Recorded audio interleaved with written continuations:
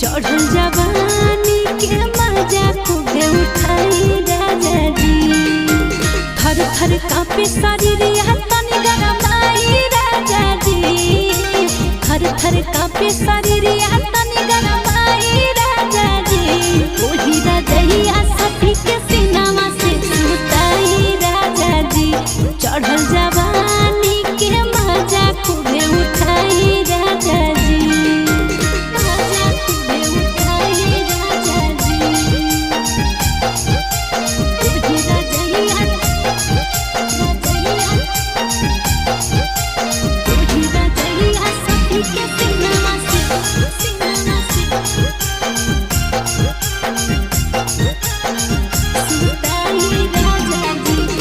पिया हमर जरह जिया चाहला तोहरा देख के अपने त जाके बजरिया खाय अमल कसे के।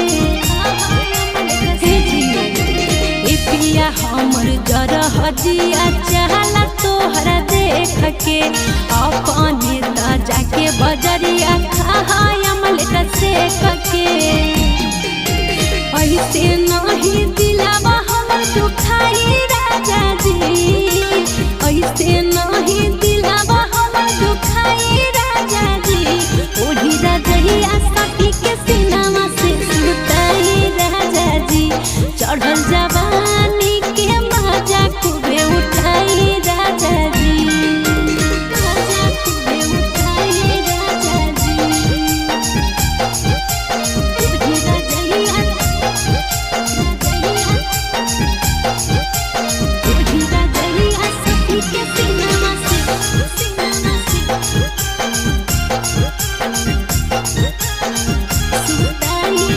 ऐसे न दूरी रहे राजा हमारा के छोड़ के।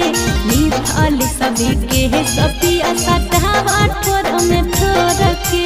राजा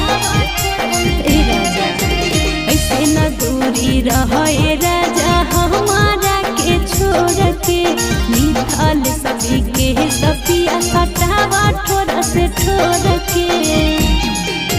कह सोहिता सरगम न तारा पाई राजा जी। कह सोहिता सरगम न तारा पाई राजा जी। ओही राजैया सखी के सीनामा से सुताई राजा जी। चढ़ल